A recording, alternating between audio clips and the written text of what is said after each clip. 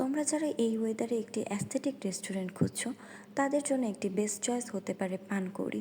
পানকৌড়ি রেস্টুরেন্টের ঠিক দিয়াবাড়ির বটতলায় অবস্থিত। সেদিন আমিও চলে গিয়েছিলাম পানকৌড়ি রেস্টুরেন্ট ভিজিটিংয়ে। আমার কাছে পার্সোনালি রেস্টুরেন্টের ইন্টেরিয়র খুব ভালোই লেগেছে, আর তাদের ফুল রেস্টুরেন্টটা কাঠের উপর তৈরি, যা আমার কাছে অনেক ইন্টারেস্টিং লেগেছে।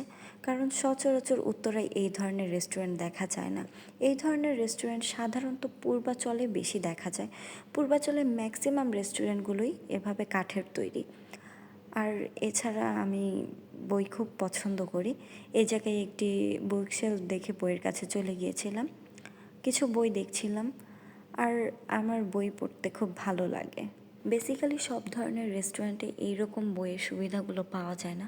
যারা আমার মতো বই প্রেমী আছেন তারা নিঃসন্দেহে পানকৌড়ি রেস্টুরেন্টে চলে আসতে পারেন। আপনারা বিভিন্ন ধরনের অ্যাস্থেটিক পিকচার তুলতে পারবেন। রেস্টুরেন্টের এই কর্নারটা আমার কাছে পার্সোনালি খুব ভালো লেগেছে। এই জায়গায় মাটির ছোট্ট ছোট্ট জিনিসপত্র ছিল, যা আসলেই চোখে পড়ার মতো এবং ভালো লাগার মতো। আর আমরা এমনিই জানি মাটির জিনিস ঐতিহ্য বহন করে। এছাড়া ওদের কিডস জোনও রয়েছে। আপনারা চাইলে বাচ্চাদের এখানে খেলতে দিয়ে আপনারা রিল্যাক্সে ভালো একটা সময় কাটাতে পারেন এখানে।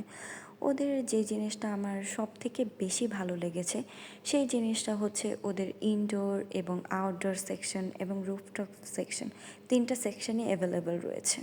এখানে আমি কিছু মাছ দেখছিলাম, এখানে কচ্ছপও ছিল। কচ্ছপটা অনেক কিউট ছিল, আমার কাছে অনেক ভালো লেগেছে। এখানে অনেক রকমের মাছ রয়েছে, ছোট বড়। আমি পুরো রেস্টুরেন্টটা ভিজিট করছিলাম, এখন আমি পুরো রেস্টুরেন্টটা ভিজিট করিনি। এই যে এটা হচ্ছে ওদের রুফটপ সেকশন।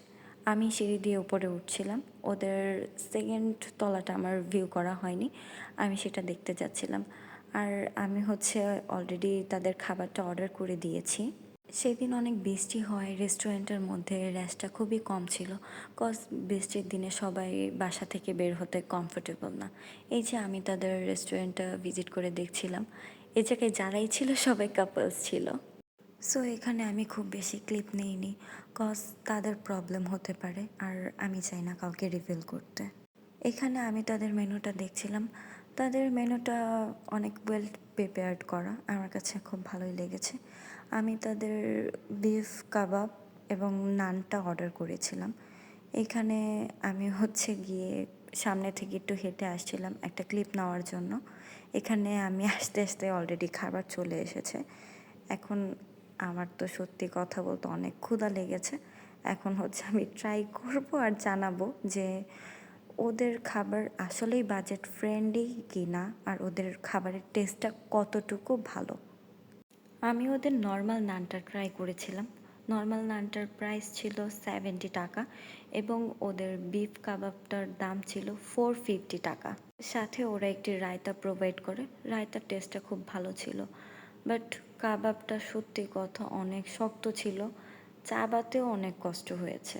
পার্সোনালি ওদের খাবার আমার কাছে অত বেশি ভালো লাগেনি, কারণ প্রাইস রেঞ্জও অনেক হাই ছিল।